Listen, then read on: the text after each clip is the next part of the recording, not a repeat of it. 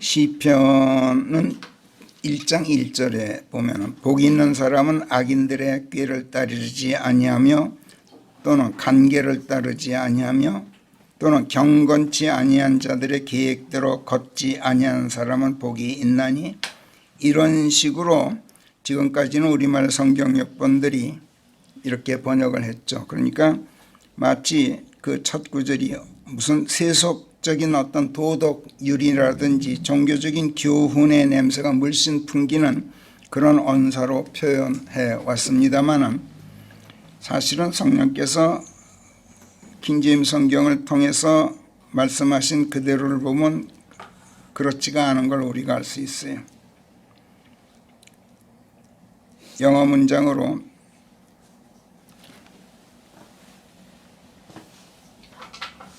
첫 마디가 이 단어로 되어 있어요.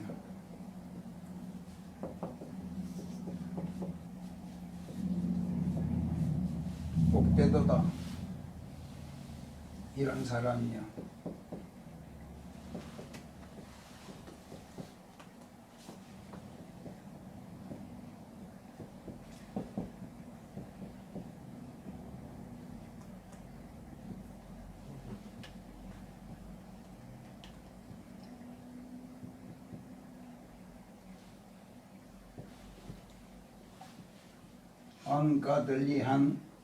언거들리한 사람들의 카운슬 안으로 걸어 들어가지 않는 사람.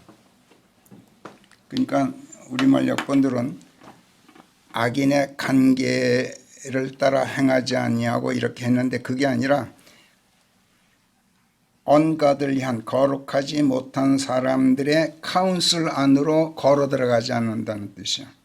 끼어 들어가지 않는다. 그러니까 그 사람들이 어떤 회의를 열 때 그 회의에 같이 참석하지 않는다, 이런 뜻이에요. 그리고 이 언가들이라는 말도 여기서는 거룩하지 않다, 이런 뜻이에요. 여러 가지 의미가 히브리어로 분리되어 있는데 여기서는 그런 뜻이에요. 거룩하지가 않다, 하나님께 속하지 않았다, 이런 뜻이에요. 그러니까 속된 사람들을 말해요, 이 세상 사람들. 또 죄인들의 길에 서지도 않는다. Stand is not in the way of sinners. 또 scornful한, 빈정거리는 자들의 seat, 자리에 sit in 하지 않는다, 들어가 앉지 않는다, 이렇게 되어 있어요. 그러니까 여기서 언가들리를 경건치 않다 이렇게 번역하면은, 경건치 않은 자들 이렇게 번역하면 종교적인 냄새가 푹 나죠. 또는 악하다 이렇게 번역하면 도덕적인 말로 바뀌고 말하죠. 여기서 언가들리는 하나님께 속하지 않았다, 하나님의 신성을 지니지 못했다, 하나님과 연결되어 있지 않다, 관계가 없는 사람이다, 거룩하지 않다, 이런 성경적인 언어예요. 또 카운슬, 이 단어도 원래는 무슨 충고니, 조언이니, 협의, 사려, 의논 등 여러 가지 의미가 있죠. 계책, 책략 여러 가지 있어요. 근데 여기서는 함께 모여서 모사한다, 이런 뜻이야. 모사, 일을 꾸민다.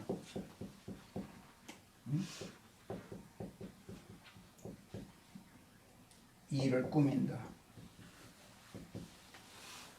그러니까 일을 꾸민다 그래서 뭐 간사한 일, 뭐 나쁜 일, 악한 일을 꾸민다, 이런 뜻이 아니라 그냥 세상 일을 사람들이 모여서 생각하잖아요. 그걸 말해. 아, 여기서 이게 아니에요. 모사가 이렇게 쓸걸? 아, 자꾸 그렇게 잊어버려 내가.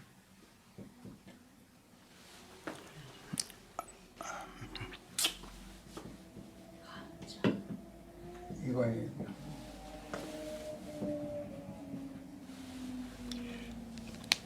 꾸밀 못자. 그러니까 뭘 사람들이 회의를 하면은 계획을 세우고 방책을 세우고 어떻게 하면 좋겠는지 의견을 모아서 회의를 열죠. 이 카운슬이란 말은 그런 뜻으로 쓰인 거예요. 여기서 이거는.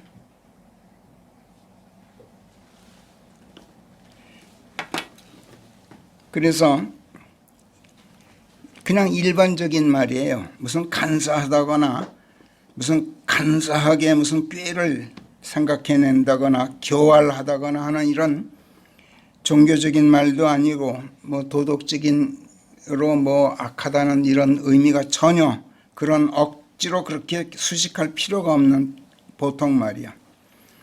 또 이 blessed 또는 blessed 이렇게 있는데 이 단어도 세상 사람들은 보통 복이 있다 이렇게 옮기지만 성경에서는 하나님께서 당신 자신의 것으로 성결하게 구별해 놓으심으로써 세상에 속하지 않게 되었다. 하나님께 속하게 되었다. 즉 거룩하다 이런 뜻이에요. 여기서. 그래서 우리는 시편 제1편 제1절을 복되도다 거룩하지 않은 자들의 모사에 끼지 않는 사람이여 이렇게 옮겼어요. 사실은 거룩하지 않은 자들의 모사에 끼지 않는 사람은 복되도다인데 여기서 복되도다를 첫머리에 넣기 위해서 제가 그렇게 한 거예요. 왜냐하면 이 blessed를 제일 처음에 넣은 거를 이거 살려놔야 돼요. 그래서 복되도다 거룩하지 않은 자들의 모사에 끼지 않는 사람이요 죄인들의 길에 들어서지도 않거니와 빈정거리는 자들의 자리에 들어가 앉지도 않는 자로다. 이렇게 옮겨요 우리는. 자, 하나님께 속한 거룩한 사람들은 세상 사람들과 그 추구하는 목적이 달라요. 지향하는 목표가 달라요. 그 목표가 이 아래 땅의 것이 아니에요. 하늘의 것이야. 우리의 것은. 그러니까 지상에 살고 있을지언정 우리 삶의 내적인 영역이 달라요. 방식이 일반인들과는 달라요. 그래서 세상 사람들과는 가치관도 다르거니와 관점도 다르고 생각도 다르고 삶의 낙도 달라요. 그렇기 때문에 세상 일반인들과는 생각을 같이 하지도 않고 세상 일반인들이 모이는 곳에 끼지도 않고 또 그들이 어떤 일을 꾸밀 때 거기에 가담하지도 않아요. 이런 뜻이에요. 이 말씀은. 세상 사람들을 우리가 배격한다거나 뭐 멸시한다거나 무시한다거나 증오한다거나 그들을 등지고 산다거나 이런 말씀이 아니에요. 전혀 그 배척하는 그런 말씀이 아니란 말이에요. 또 특별히 종교적으로 경건하지 않거나 도덕적으로 악하거나 이런 사람들과 원수 척지고 산다 이런 말씀도 아니에요. 오히려 그 반대예요. 사실은. 요컨대 하나님의 사람들은 세상 일반인들과 생각이 다르고 가치관이 다르고 추구하고 도모하는 바가 다르고 내적인 생활 공간이 달라서 세상에 의존해서 살 수가 없기 때문에 우리는 하나님께 의존해서 살다 보니까 도우시고 보살피고 배려하고 보호하시는 하나님의 은총 안에서 자연히 흥성하게 되고 자연히 편하게 살게 된다. 이런 말씀이 이 구절 안에 들어있어요. 시편 제4편 오늘의 본문입니다만 이 4편도 바로 그 연장선상에서 다윗이 하나님의 은총 안에 있는 거룩한 사람들을 대변해서 우리들을 대변해서 거룩하지 않은 세상 일반인들에게 하나님의 은총으로 들어오라고 권고하고 있는 말씀이에요. 그들이 이 권고에 호응할 수 있도록 하나님의 사람들이 하나님의 영광을 드러내 보이고 있을 수 있게 해 주십시오. 이렇게 하나님께 간구하고 있는 기도예요. 시편 제4편이. 이것을 염두에 두고 이 시편을 읽어야 그 한 말씀 한 말씀의 맥락을 바르게 짚을 수 있지. 그렇지 않으면 8구절밖에 안 되는 아주 짧은 시입니다만 말씀의 흐름을 제대로 파악할 수가 없고 누가 누구에게 무슨 말을 하고 있는지 가늠하기도 힘들게 돼요. 주제가 뭔지도 모르게 돼 있어요. 굉장히 조심스럽게 대하지 않으면 안 되는 그런 말씀이에요. 미리 말씀드립니다만 이 시편 4편의 핵심 구절은 6절이에요. 누가 우리에게 조금이라도 선한 것을 보여줄꼬 하고 말하는 사람들이 많은가 봅니다. 하나님. 그러니 하나님께서 하나님의 얼굴을 저희 위로 들어 드시어서 하나님의 얼굴빛이 저희를 비추고 있게 해 주십시오. 그러면 우리가 그 빛을 받아서 반사하면 사람들이 우리에게서 하나님의 얼굴빛을 보고 하나님의 선하심을 깨닫게 될 겁니다. 이런 뜻이요. 굉장히 깊은 뜻이죠. 근데 우리말 역본들은 전부 누가 우리에게 선한 것을 보여주겠는가? 마치 그들이 아주 못돼 먹은 생각을 하는 사람인 것처럼 돌려버렸어요. 완전히 다른 뜻이 되게 만들었단 말이에요. 그러니까 성경의 기본 정신을 그 사람들이 자꾸 망각해요. 하나님께서는 우리 그리스도인들로 하여금 성별해 내셨지만 성별해 내신 다음에 성별되기 전에 그 옛 친구들, 세상에 처져 있는 이 세상 보통 사람들, 그 사람들을 향해서 당신을 선양해 주길 바래요. 당신을 선전해 주길 바래. 왜? 한 사람이라도 생명의 길로 들어올 수 있도록. 이게 기본 정신이야. 그러니까 내 원수를 사랑해라. 너희를 핍박하고 너희를 저주하는 자들을 위해서 축복해 주고, 너희를 핍박하는 자들을 위해서 너희가 오히려 하나님께 그들을 위해서 기도해 줘라. 이게 기본 정신이야. 근데 자꾸 그 사람들을 배척하고 도외시하고 멸시하고 등지고 살게 만든단 말이에요. 그래서 아주 이 기독교라는 종교가 굉장히 뭐라 그럴까, 배타적인 그런 그렇게 정신을 사람들에게 자꾸 심어줘요. 그래서 어떻게 됩니까? 전쟁이 생기고 분란이 생기고 그래요. 종교가 하는 짓이 원래 그래. 종교가. 그래서 이거를 기본적으로 우리가 염두에 담고서 시편들을 우리가 읽어야지.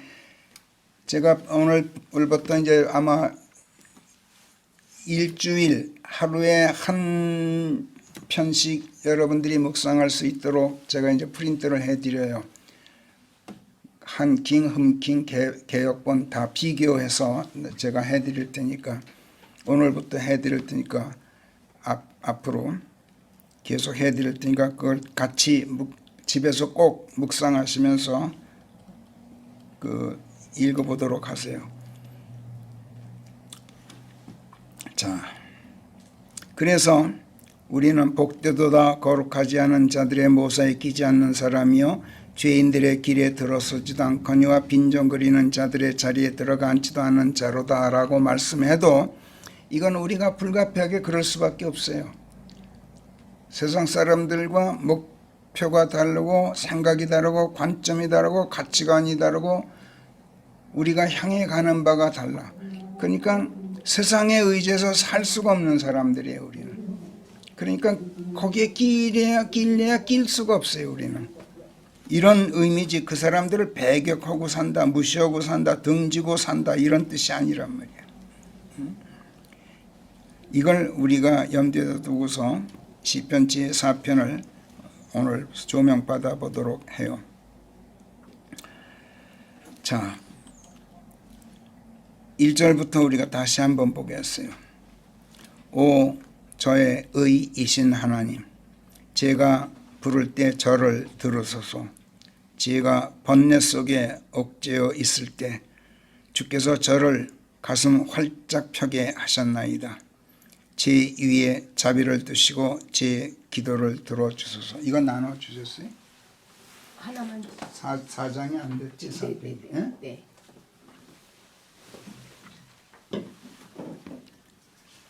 지금 했으면 좋겠다. 안 돼? 잘 안 돼. 우리 뭐 때문에 그런지. 어? 뭐 때문에 그런지 잘 안. 그냥 비교해서 보시는 게 좋아요.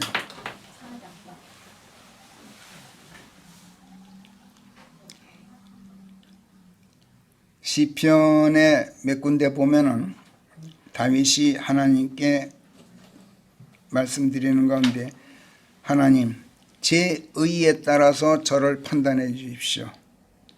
저의 온전함에 제 온전함을 보시고 그에 합당하게 저를 심판해 주십시오. 이런 말씀들이 여러 군데서 나와요. 주께서 내 의에 따라 하나님께서 보응해 주셨다. 내 두 손이 깨끗하기 때문에 그 깨끗함대로 갚아주셨다. 이렇게 토로하고 있는 말들이 여러 군데 나와요. 그런데 이런 말씀들을 보면 우리가 다윗이 하나님 앞에서 주제넘게 자기 의를 드러내고 있는 것처럼 여기게 돼요. 아니 게 아니라 러크만 같은 그 세대주의자들은 봐라, 대환란 기간 중에 유대인들이 율법을 지켜서 그 의로, 사람의 자기 의로 구원받게 되는 시대다. 다윗은 지금 여기서 그때의 그 대환란 시대의 유대인들을 대변해서 말하고 있는 거다. 이렇게 주장을 해요. 성경 말씀은 굉장히 왜곡하는 거예요. 그게. 다윗이 지금 여기서 말하고 있는 나의 의란 그가 율법을 준수함으로써 얻게 된 사람의 자기 의가 아니에요. 하나님께서 그를 의롭게 해주셔서 은혜로 그가 의롭게 된 그 의를 말해요. 그러니까 나의 의라고 말할 때 그 의는 사람의 자기 의가 아니라 하나님께서 의롭게 해주신 하나님의 의를 말한단 말이에요. 하나님께서는 그러니까 여기 4편 1절에서 저의 의이신 하나님 여기서 그러죠. 내 의이신, 그러니까 자기 의가 하나님이란 말이야. 하나님 자신이 자기 의지 자기가 잘해서 자기 의가 아니란 말이야. 하나님께서는 하나님 자신의 의로 나를 의롭게 해줘요. 그래서 하나님의 의가 내 의가 되게 해요. 그런 다음에 내 의에 따라, 사실은 하나님의 의죠.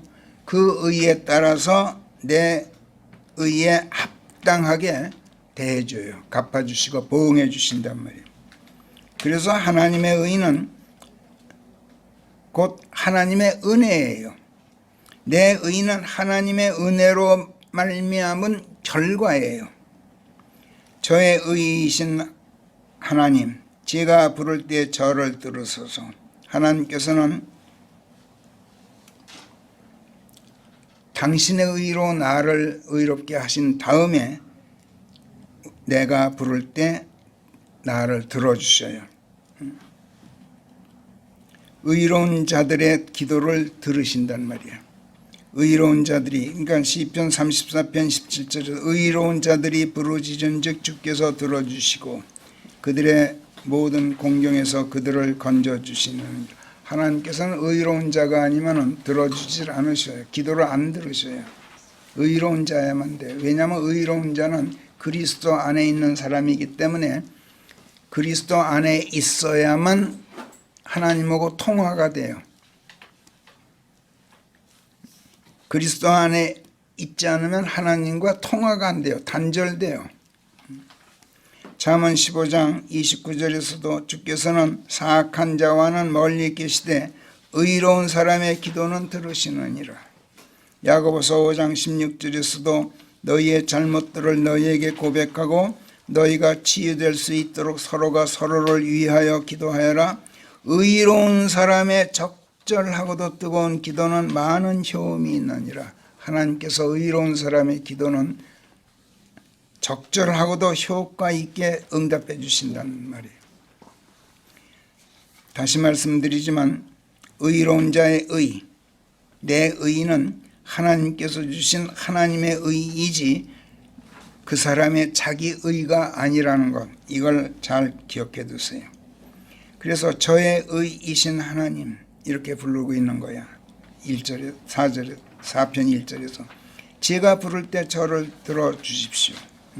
하나님, 저는 하나님 당신의 의로 의롭게 된 자입니다.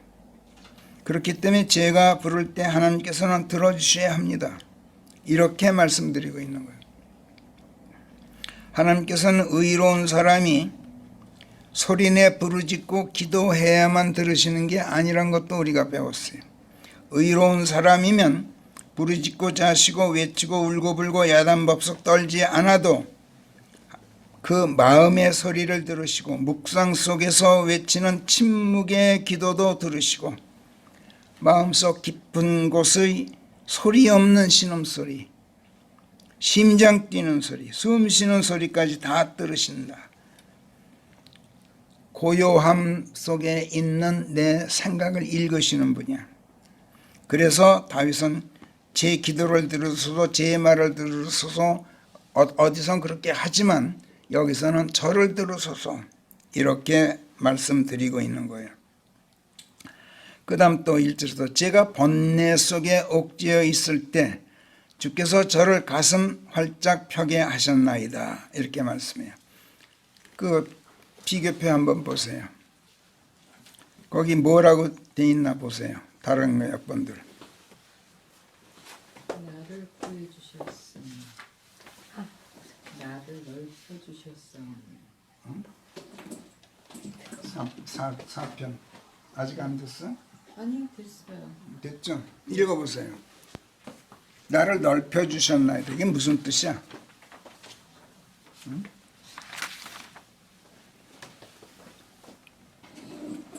내가 부를 때 들을 주께서는 내가 공경에 처했을 때 나를 구해주셨으니 이렇게 했고 또 공경에 빠져서 주께서 나를 넓혀주셨으니 이렇게 했고 또 개역본에서는 곤란 중에 나를 너그럽게 하셨으니 전혀 다른 뜻이에요. 전혀. 그러니까 이 사람들 성경을 성경으로 읽질 않아요. 이 사람들. 번뇌 속에 옥죄어 있을 때 주께서 가슴 활짝 펴게 해주셨습니다. 번뇌 속에서 내가 가슴 조이고 있을 때, 억눌려 있을 때 제 가슴을 활짝 펴게 해주셨습니다. 이런 뜻이에요. 여기서 번뇌란 어떤 물질적인 어려움이나 육신적인 괴로움을 말하는 게 아니야.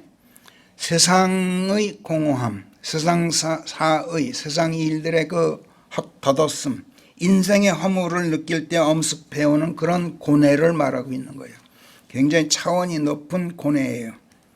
세상의 공허함과 인생의 허무에서 오는 그 번뇌에 대해서 성령께서 다윗으로 하여금 시편 39편에 보면 5, 6, 7절에서 이렇게 하나님께 하소연하면서 간구하도록 하시죠. 시편 39편 5절부터 제가 읽을게요. 보소서, 주께서는 제 날들을 한 뼘밖에 되지 않게 해 놓으셨습니다. 그래서 주 앞에서는 제 일생이 없는 것과 같나니 실로 사람이란 그가 처해 있는 상황이 최상일지라도 모두가 다 헛되나이다. 참 인생 별거 아닙니다. 이런 허물을 느껴요. 정말이지 사람이란 모두가 허무한 무대 위를 걷고 있나니 인생길이 허무한 무대 위를 걷는 길이라는 거예요.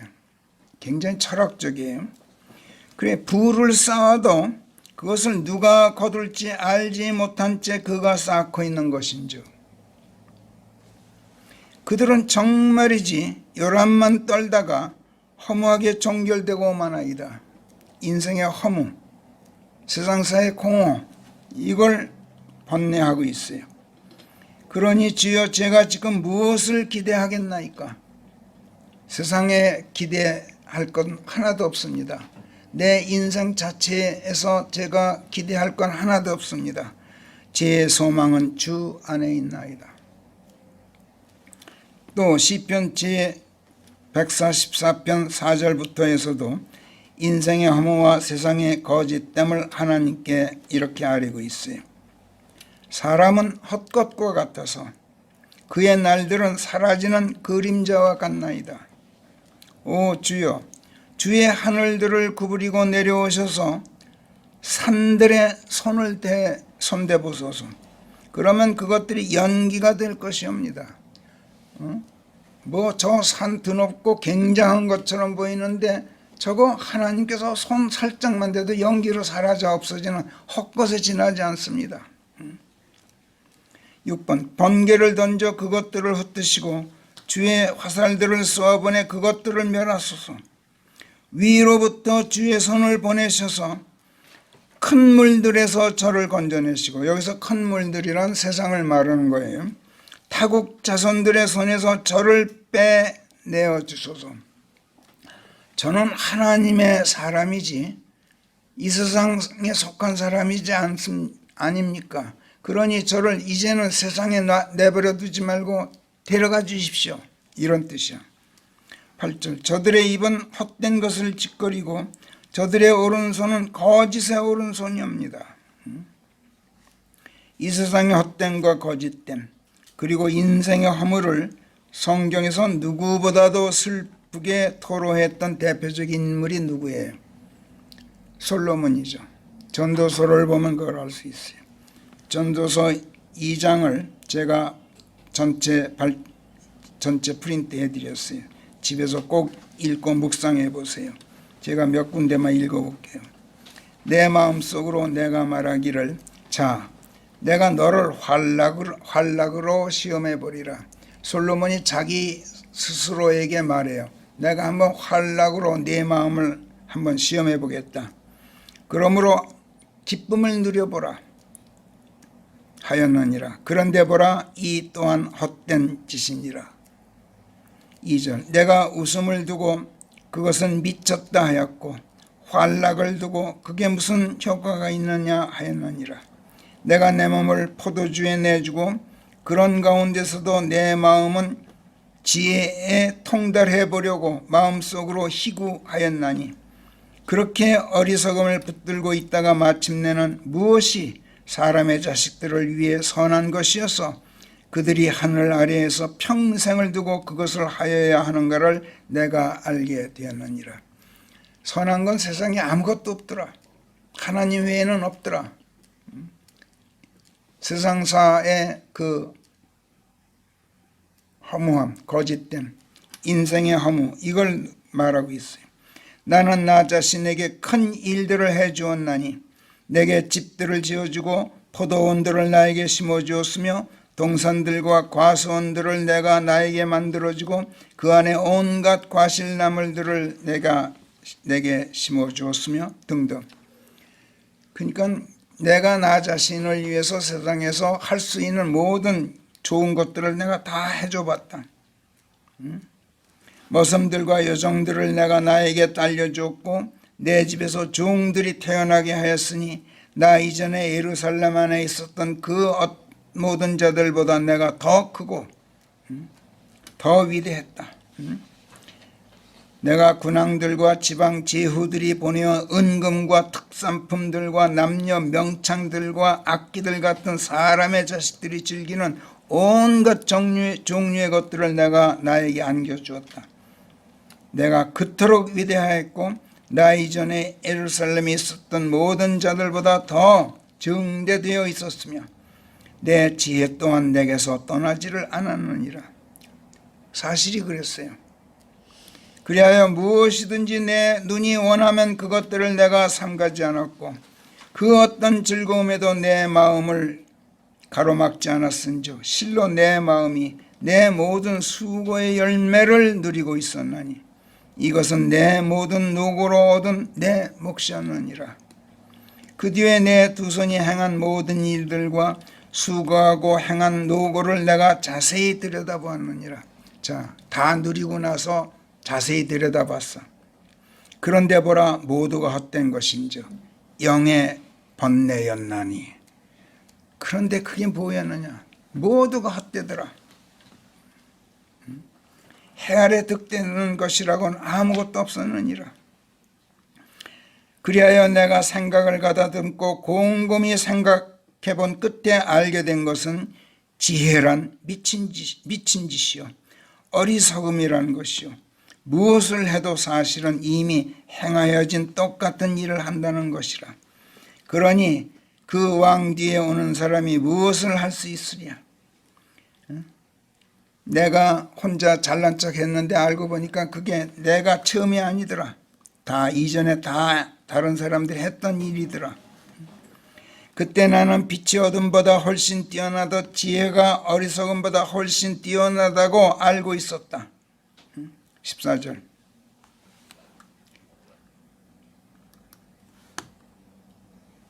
지혜로운 사람은 두 눈이 그의 머리에 있는지라 어리석은 자나 어둠 속에 행한다는 것이었느니라. 그런데 내가 또한 몸소 깨달았느니 같은 일이 모든 자들에게 일어난다는 것이었느니라. 내가 지혜 있다고 해서 지혜 어리석은 자들처럼 뭐가 다른지 하나 다른 게 없더라. 나도 어리석은 자나 똑같이 병들고 죽고 생로병사를 같이 하지 않느냐. 특별할 거 하나도 없더라. 그때 내가 내 마음속으로 말하기를 어리석은 자들에게 그것이 일어나듯 내게도 똑같이 일어나는구나. 그렇다면 내가 어찌 더 지혜로웠다 하리요. 하였느니라. 그때 내가 내 마음속으로 말하기를 이것이 또한 허무로다. 지금 있는 것이 장차 임할 날들에는 깡그리 치고만 하니 이것을 보면 지혜로운 자가 기억되지 않는 것은 어리석은 자가 영원히 기억되지 않는 것이나 마찬가지로 내가 잘나게 살고 뭐 뛰어나게 살았다고 해서 특별히 더 기억되는 게 아니지 않느냐. 어째서 지혜로운 사람이 어리석은 자와 똑같이 죽는 것인가 하였느니라. 참 허무하다. 그래서 내가 삶을 미워하게 되었나니 이는 해 아래에서 이루어지는 일들이 내게는 비통하기 때문이라. 그래서 모든 것이 헛되다는 것이요 영의 번뇌라는 것이니라. 이런 식이에요. 영의 번뇌. 집에서 한번 더 읽어보세요. 끝까지 26절까지.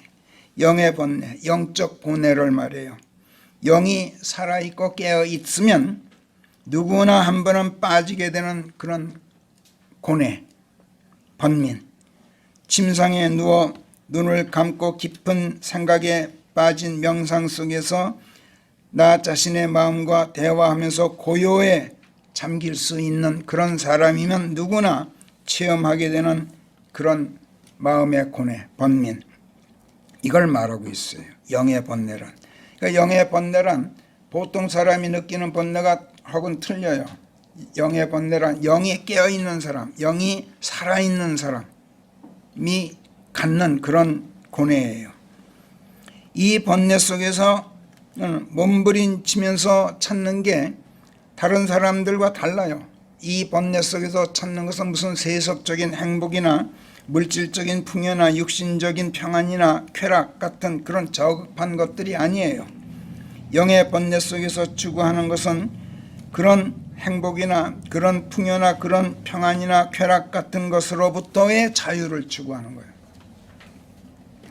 그런 것들을 탐하는 내 욕망으로부터의 엑소더스, 그런 것들에 집착하고 있는 내 자아로부터의 해방되는 그런 절대적인 자유를 추구하는 거예요. 누구에게나 인간의 DNA 속에는 이 자유에 이루고자 하는 엑소더스 본능이 들어있어요. 탈출하고 싶은. 그러나 영이 깨어있지 않으면 이 자유의 욕망, 이 엑소더스의 본능이 내 몸속에 잠재해 있어도 그걸 지각하지 못해요. 영이 깨어있지 못하면. 그런 채 세상 물질과 육신의 노예로 살다가 영원히 해방되지 못한 채 죽고 말아요. 예수께서 요한복음 8장 32절에서 진리를 알지니 진리가 너희를 자유하게 하리라. 아주 유명한 말씀이죠. 진리, 즉 하나님의 말씀이 사람의 DNA 속에 숨어있는 이 자유의 본능, 이 엑소더스의 본능, 이걸 깨닫게 해주는 단초가 된다는 거예요. 하나님의 말씀을 읽다 보면 그 말씀이 나를 툭 건드려요. 내 영을 깨워 일으켜서 이런 번뇌에 빠지게 해요. 뿐만 아니라 하나님의 그 말씀이 세속적 행복이나 물질적인 풍요나 육신적인 평안이나 쾌락 같은 것들을 탐하고 집착해 있는 내 자아로부터 해방시켜줘. 그리고 드넓은 자유 안으로 탈출시켜준단 말이에요. 하나님의 나를 그 번뇌 속에서 나를 드넓은 곳으로 옮겨다 놔요. 이게 하나님께서 내가 번뇌 속에 옥조에 있을 때 하나님께서 제 가슴을 활짝 펴게 해주셨습니다 라는 말씀의 의미예요. 그렇기 때문에 진리를 알지니, 예수께서 그러므로 진리와 결합해서, 진리를 알라 하는 것은 지적으로 알라는 게 아니라 진리와 결합하라는 얘기야. 진리와 한 몸이 될지니, 하나님의 말씀과 하나의 살이 될지니, 한 몸이 될지니, 그 말씀이 너희를 드넓은 하늘에 데려다 놓을 것이다. 이런 선언이었던 거예요. 진리가 너희를 자유하게 하리라. 우리들도 그리스도인으로 거듭나기 전 육신적인 욕망의 굴레에서 벗어나지 못하고 있을 때 성령의 인도로 복음을 접하고 예수님을 만나고 또 성령 침례로 그리스도인으로 거듭났어요. 이로써 영이 깨어나게 되었던 초창기, 우리가 구원받았던 아주 초창기는 아마도 여러분 모두가 이 영의 번뇌로 괴로워하면서 그 고뇌 속에서 가슴이 옥죄어서 답답했을 때가 분명히 있었을 거예요.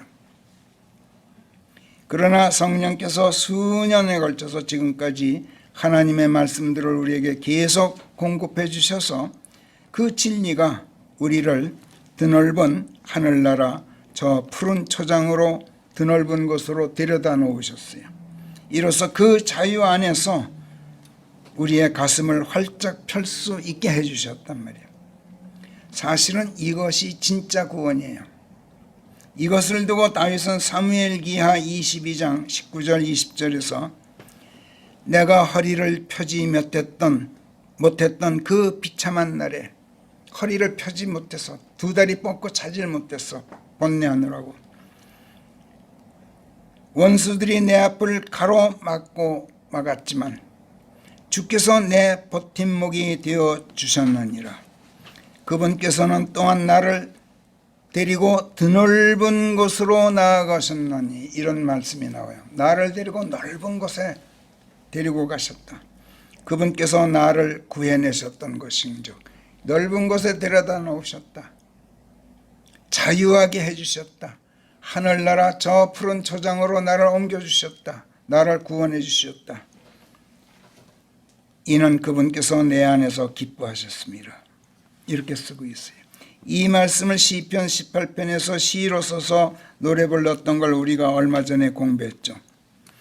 오늘 여기 시편 4장 1절에서 4편 1절에서 표현을 바꿔서 표현한 게, 말씀한 게, 제가 번뇌 속에 옥죄어 있을 때, 답답하게 눌려 있을 때 주께서 저를 가슴 활짝 펴게 하셨나이다. 이렇게 노래하고 있는 거예요. 근데 이 말씀의 뜻을 그냥 성경이 다 해석해 준 거예요, 지금. 근데 이 말씀을 성경으로 해석하지 않고 사람의 지식으로 영어만 가지고 번역하려고 그러니까 이렇게 엉뚱한 딴소리를 하고 있단 말이에요, 사람들이. 2절 보십시오. 4편 2절. 오 사람의 아들들아, 너희는 언제까지 내 영광을 수치로 돌리려 하느냐? 언제까지 너희가 헛된 것을 사랑하고 거짓말하는 것을 좇으려 하느냐? 셀라. 여기서 거짓된 것을 좇는다가 아니라 거짓말하는 거예요. 리싱이에요. 리싱. 리싱이란 말은 거짓 것을 짓거리는 묻다 이런 뜻이야. 말한다는 뜻이야. to say. to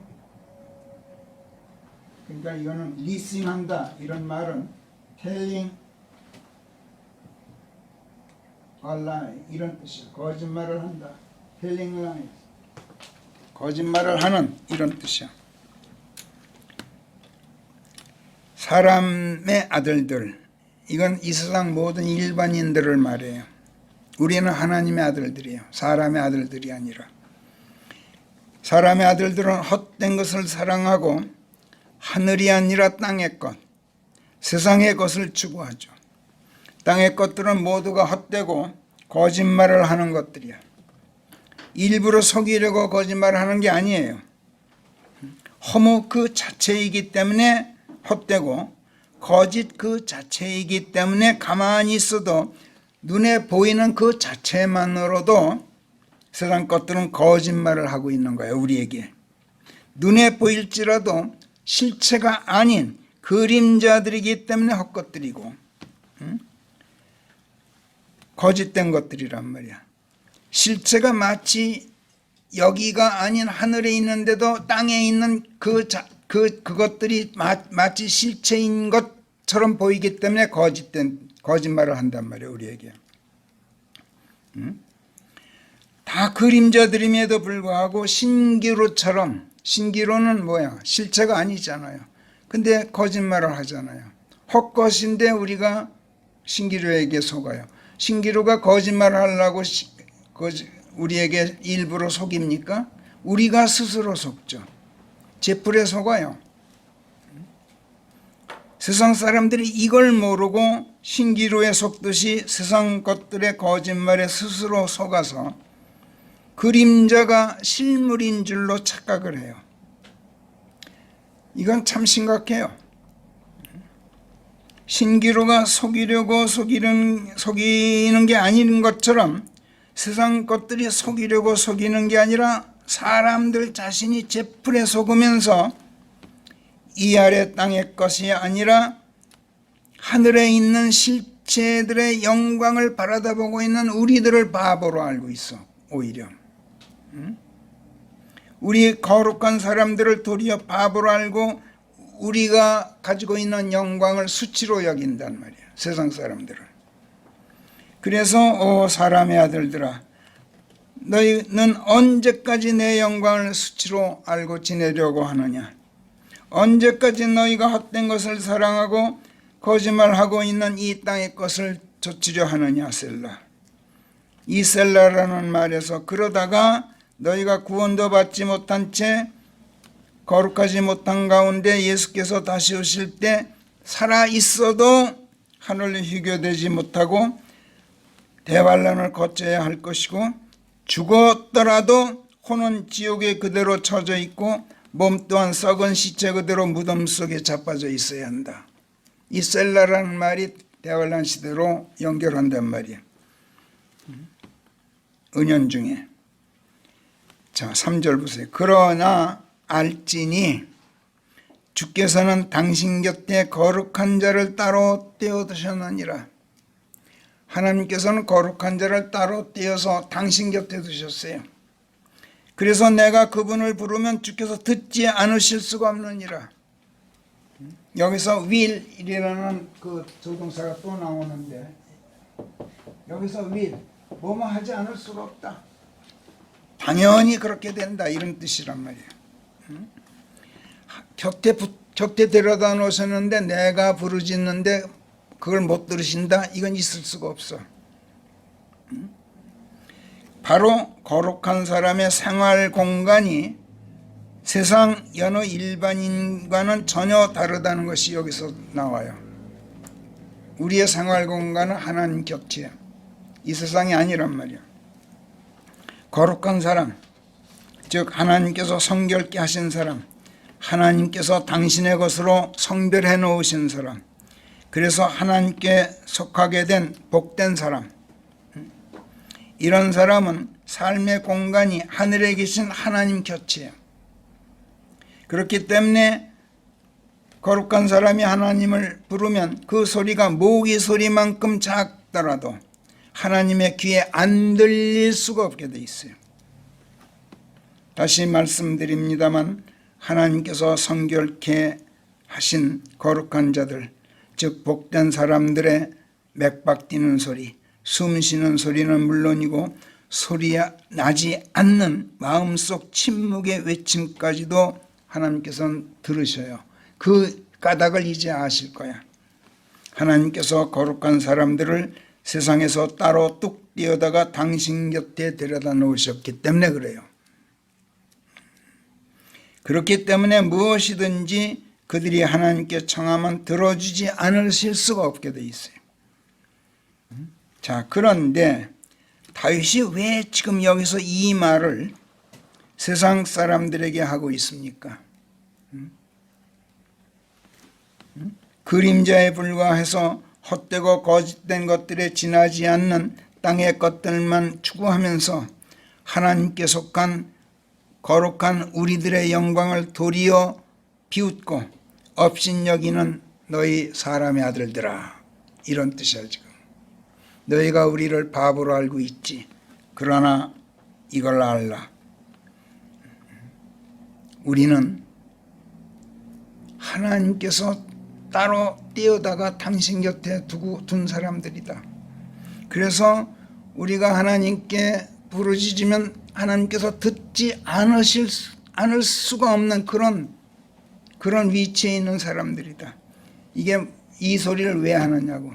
우리가 기도하면 너희 달라질 수 있어.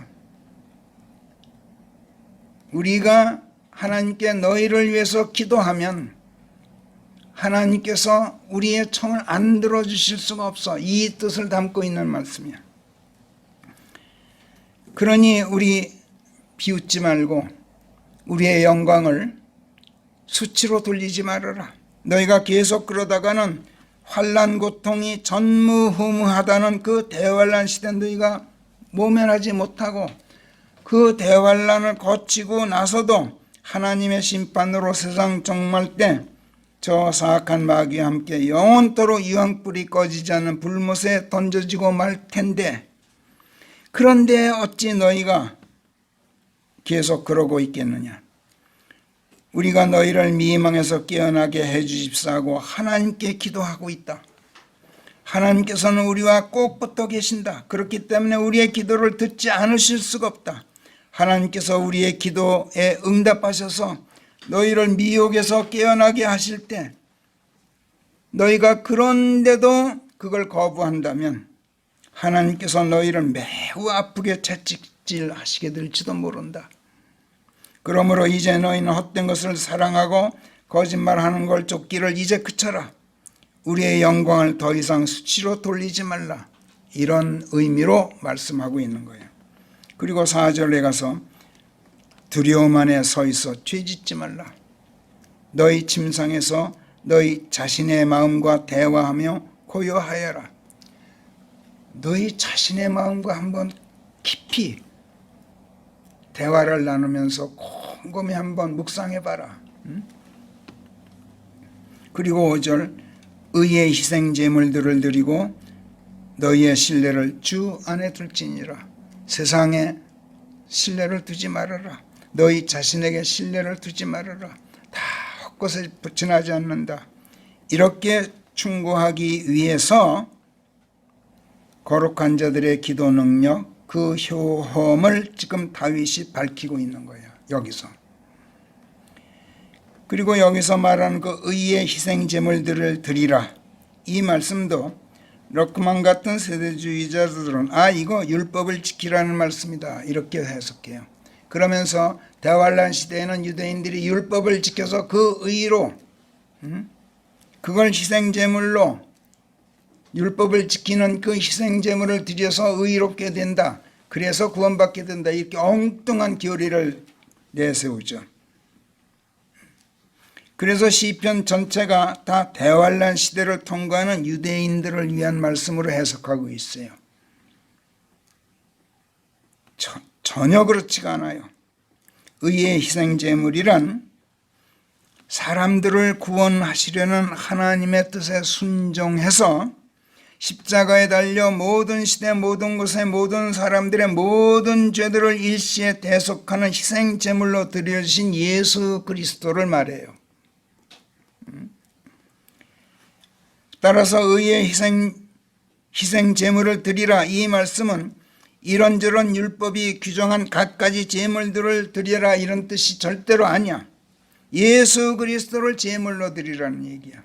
하나님께 예수 그리스도의 죽으심 안으로 너희 들어가서 그분의 희생 제물 되신 그 효과가 너희 각 사람에게 나타나게 해라.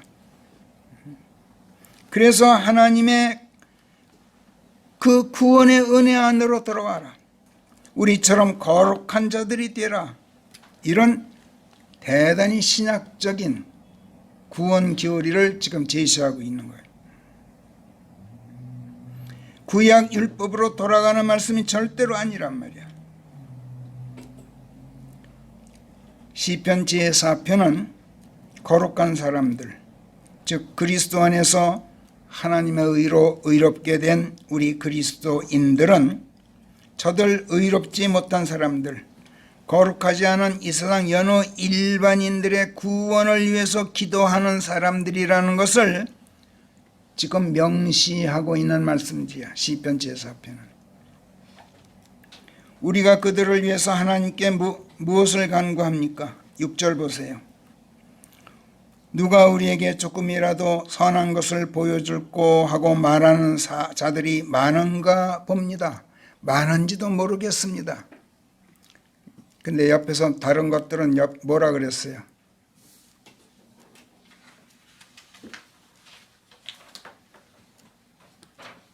그렇게 했어요? 많습니다 이렇게 했을 거예요 아마. 그렇죠? 예? 그 킹제임스 본문 한번 보세요. 6절 본문 보셨어요? There are many예요. There be many죠. 가정법이야. There are many가 아니란 말이야. 많습니다가 아니야. 많은지도 모르겠습니다. 많을지도 모릅니다. 하나님 많은가 봐요. 세상이 아무리 악하고 사람들이 아무리 타락했다 해도 하나님의 선한 것을 조금이라도 보여줄 누가 보여주지 없으면 얼마나 좋으려 하고 안타까워하고 애타게 하나님의 선하심을 구하는 사람들이 왜 없겠습니까? 저 사람들 그냥 내버려 둘 수는 없지 않습니까? 지금 이 호소가 담긴 말씀이야. 그런데 다른 역본들은 어떻게 했어요? 누가 우리에게 선을 보여주겠느냐? 이렇게 말하는 사람들이 많습니다. 저것들 아주 못된 것들입니다. 지금 이렇게 배격하고 있어.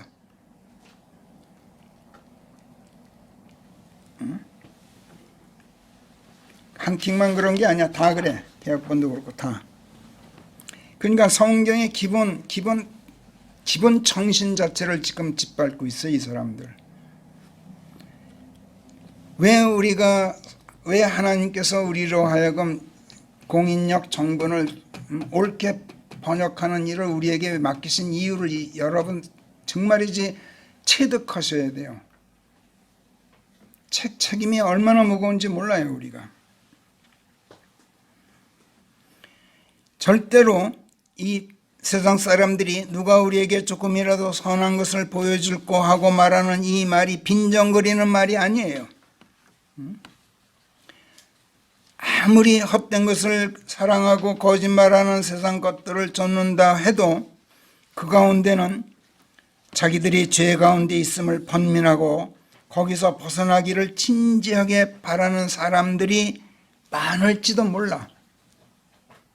이것을 다윗이 하나님께 조심스럽게 아뢰고 있는 거야.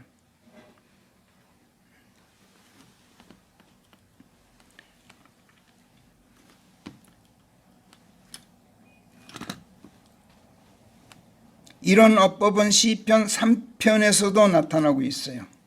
3편으로 한번 보세요. 그 프린트로 가서.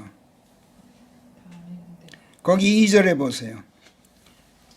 다윗은 하나님께 제 혼을 놓고 말하기를 하나님 안에 그를 위한 도움이 없다 하는 자들이 many there가 아니죠. many there be죠. 많은가 봐요, 하나님. 근데 이거 뭐 영어 잘해서 발견하는 거 아니에요. 성경이 발견하게 해줘요. 저도 그렇게 알았어요. 근데 성경이 그걸 보게 만들어요. 그러니까 성경이 성경을 해석해 준단 말이에요. 근데 사람들이 사람의 지식, 영어 지식만 가지고 성경을 해석하다 보면 그게 안 보이게 돼 있어요. 그러니까 그런 자들이 많습니다 하고 다윗이 단정적으로 하나님께 말씀드리는 게 아니야. Many there be. 많은가 봐요. 많을지도 몰라요. 조심스럽게 가정법으로 지금 말씀하고 있어. 만약 그런 사람들이 하나라도 있다면 하나님, 저희가 그들에게 하나님의 선하심을 보여주어야 하지 않겠습니까? 그러므로 하나님, 하나님께서 아버지의 얼굴 저희들 위로 들어서 하나님의 그 선하고 영광스러운 얼굴빛 저희들을 비추고 있게 하십시오. 저희들이 그 빛을 투영하고 있게 해 주십시오. 그래야 저 사람들이 우리에게서 반영되어 나가는 하나님의 그 영광의 빛을 보고 하나님의 선하심을 알게 되지 않겠습니까? 하나님, 저희로 아버지 하나님의 그 선하심을 널리 선양하고 세상에 널리 알릴 수 있게 해 주십시오 하는 간구가 들어있단 말이에요. 이 기막힌 말씀을 전부 짓밟아 버렸어요.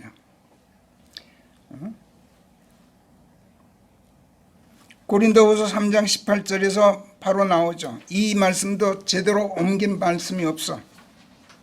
거기 같이 한번 읽어봐요. 시작. 가리지 않은 얼굴로 거울을 들여다보고 있듯이 우리 모두가 주의 영 곁에서 주의 영광을 보고 있노라면 from glory to glory야. 그분의 영광이 우리의 영광으로 옮겨져서 그분과 똑같은 형상으로 변하느니라. 하나님의 말씀을 향하고 있으면 하나님의 영광이 우리의 얼굴로 옮겨져요. 부부는 얼굴 닮는다는 말 많이 들어보셨죠? 정춘이 전에. 항상 쳐다보고 있으면 그 얼굴이 내 얼굴에 반사되고 내 얼굴이 저 얼굴로 반사돼 같이 보이는 거야. 근데 그게 사실은 아닌데도 그렇게 보이게 돼 있어요. 닮는 것처럼. 참 묘해요. 이거를 지금 다윗이 하나님께 아뢰고 있는 거야.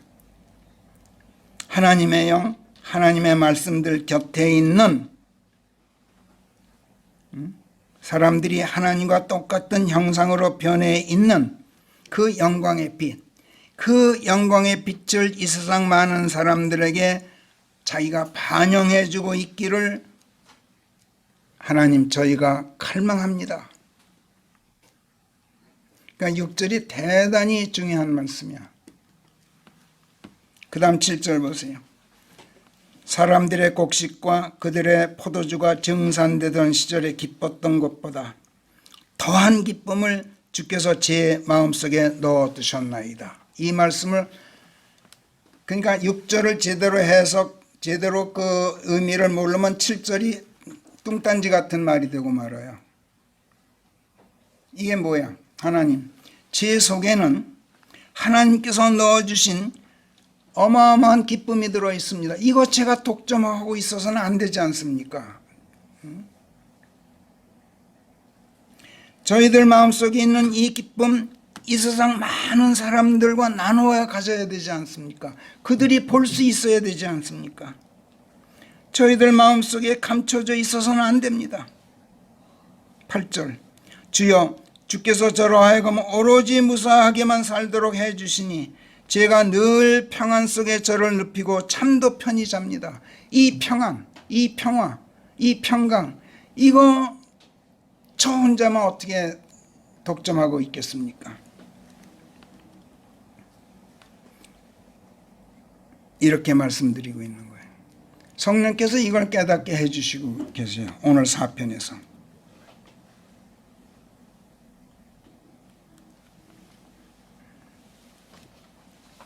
하나님께서 우리들에게 은혜를 베푸셔도 성경은 항상 넘치는 은혜라고 표현해요. abundant. 왜 넘친다고 배웠어요? 고린도후서에서 우리 많이 배웠어요. 넘쳐야 다른 사람들에게 옮겨가기 때문에. 그냥 찰랑찰랑하면 다른 사람에게 흘러갈 게 없죠. 넘쳐 흘러서 다른 사람들과 함께 나누어 갖도록 하기 위해서 하나님께서 넘치게 해주시는 거예요. 이걸 우리가 배웠죠. 그래서 이거를 알고 우리가 하나님께 기도할 수 있지 않으면은 하나님께서 우리를 구원하신 목적을 이루지 못하는 거예요. 이거를 오늘 시편 4편에서 우리들에게 가르쳐 주고 계셔요. 기도하겠습니다.